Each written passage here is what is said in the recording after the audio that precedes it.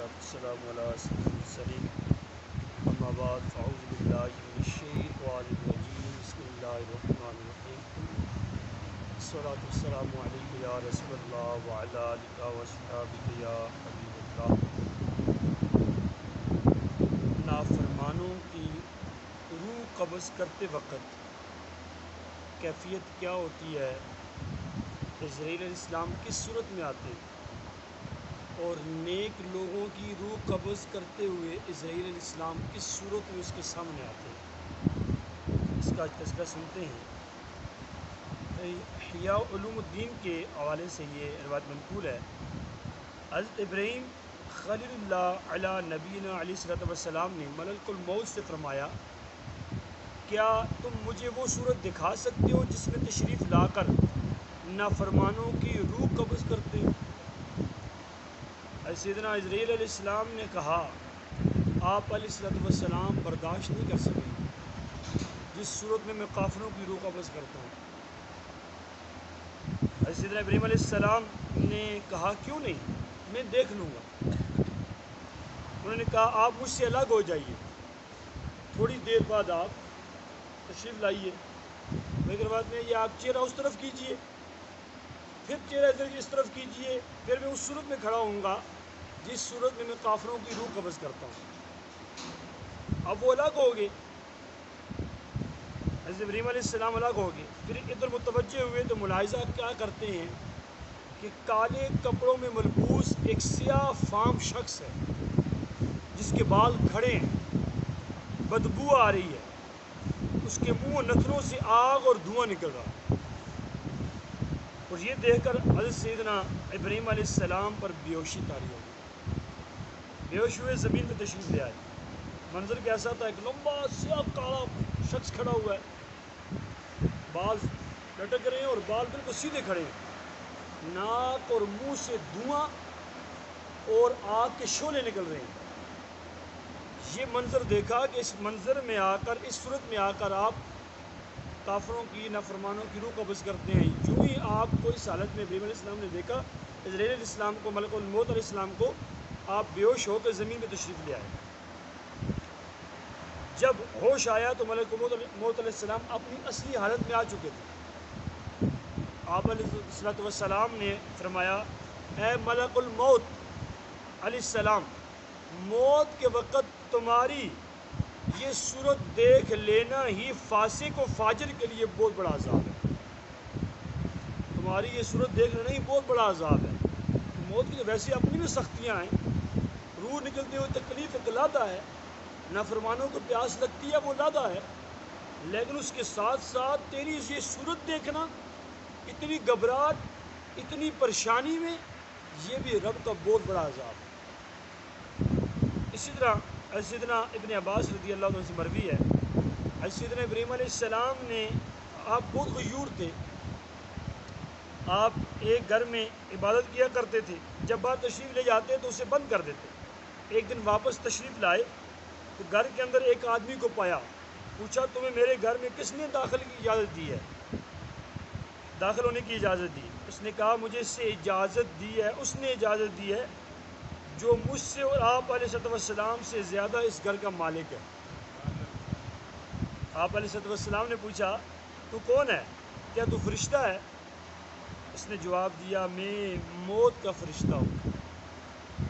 آپ علیہ السلام نے پوچھا، تو جس صورت میں مومن کی روح قبض کرتے ہو وہ صورت مجھے دکھا دو۔ عرض کی، جی ہاں۔ آپ علیہ السلام اپنا رخ اس طرف کیجئے، آپ نے چہرہ مبارک اس طرف کیا ابراہیم علیہ السلام نے۔ پھر اب اس صورت میں، کیفیت میں ملک الموت علیہ السلام آگے جس صورت میں مومن کی روح قبض کرتے ہیں، نیک بندے کی روح قبض کرتے ہیں، نمازی پرہیزگار کی روح قبض کرتے ہیں۔ اب عرض کی، جی ہاں۔ آپ علیہ السلام نے اپنا رخ دوسری طرف پھیر دیا۔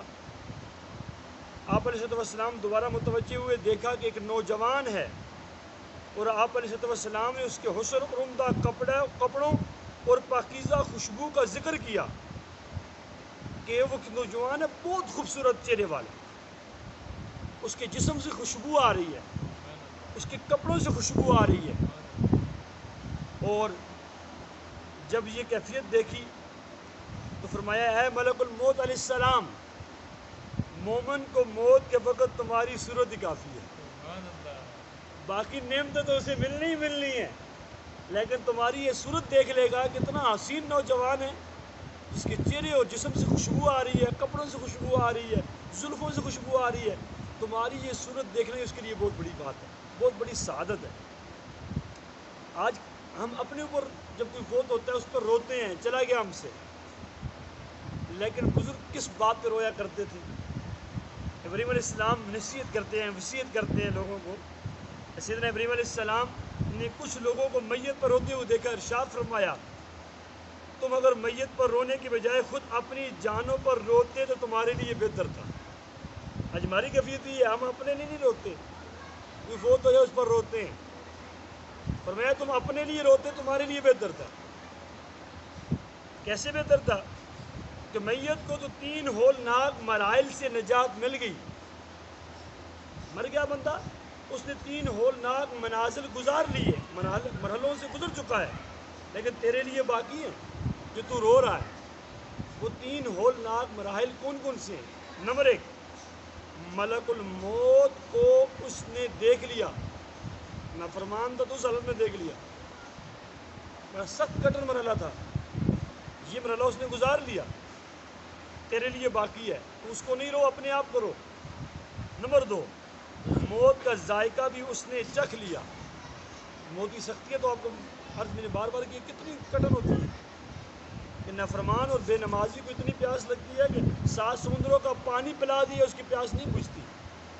اور اس تکلیف کے اندر شیطان کبھی باپ کی شکل میں آ رہا ہے، اگر باپ فوت ہو گیا، ماں فوت ہو گئی، کبھی اس کی شکل میں آ رہا ہے، بیٹا میں تم سے پہلے مر چکا ہوں، میں تمہیں بتاتا ہوں یہودی مذہب اختیار کر لے، یہودی مذہب اچھا ہے۔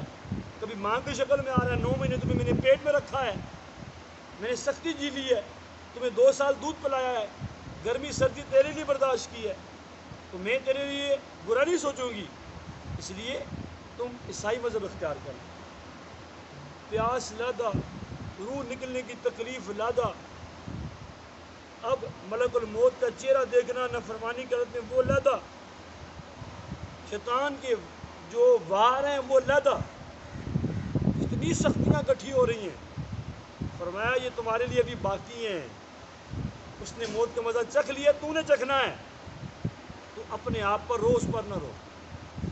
اور تیسری چیز فرمایا اسے برے خاتمے کا خوف بھی نہ رہا، کیونکہ اعمال کا دار و مدار تو خاتمے پر ہے۔ حج کی مقبولیت، نمازوں کی مقبولیت، نیکیوں کی مقبولیت، عبادت کی مقبولیت، انما الاعمال بالخواتیم، اعمال کا دار و مدار خاتمے پر ہے۔ وہ تو برے خاتمے کے جو اسے خوف تھا وہ بھی نہ رہا، وہ تو انتقال کر گیا، اگر نیک تھا تو ایمان لے گیا، لیکن تیرے لیے تو ابھی باقی ہے، تو اس کو نہیں رو، تو اپنے کو رو۔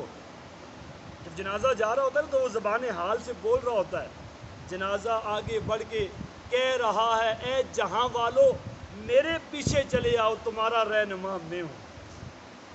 مجھے تو لوگوں نے، مجھے دنیا نے، مجھے تو شیطان نے، مجھے تو نفس نے دھوکے میں ڈال رکھا تھا، میرا وقت ختم ہو گیا، تمہارے لیے وقت ہے، تم سانس لے رہے ہو، تم دنیا کی ہیلا بازی سے بچ جاؤ، شیطان کے وسوسوں سے بچ جاؤ، نفس کی چالوں سے بچ جاؤ، تمہارے لیے ابھی وقت ہے۔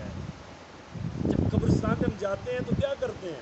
السلام علیکم یا اہل القبور، اے قبر والو تم پر سلامتی ہو، یغفر اللہ لنا ولکم، اللہ تمہیں بھی بخش دے، اللہ ہمیں بھی بخش دے، وانتم سلفنا ونحن بالاثر، تم ہم سے پہلے جا چکے ہو، ہم بھی موت کو نہیں بھولے، ہم بھی تمہارے بعد آنے والے ہیں۔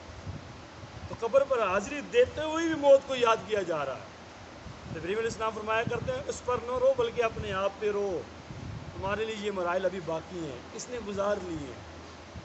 ضرور اپنی آخرت کو یاد کرنا چاہیے، ہمارے ساتھ کیا ہے، اللہ تبارک و تعالیٰ نے ہمارے لیے کیا خفیہ تدبیر رکھی ہے ہم نہیں جانتے، اور اللہ پاک کی خود خفیہ تدبیر سے ہر وقت ڈرتے رہنا چاہیے، نہ عبادتوں پر، نہ ریاضتوں پر، نہ نیکیوں پر، نہ نمازوں پر نازا نہ ہو، بجا لانی ہے، رب کی بارگاہ میں گڑ گڑا کے عرض بھی کرنے یا اللہ قبول فرما لے۔ یا مالک قبول فرما لے، الہ العالمین قبول فرما لے، ہم ناقص ہیں، ہم کما حق کو عبادت نہیں کر پا رہے، ٹوٹی پھوٹی عبادت کو قبول فرما لے، تو مالک قدیر ہے، تو کریم ہے، تو قادر مطلق ہے۔ اللہ کی بارگاہ میں دعا اللہ تعالیٰ ہم سب کے ایمان کی حفاظت فرمائے، زندگی اسلام والی، ایمان و عافیت والی موت نصیب فرمائے، آمین بجاہ النبی الامین صلی اللہ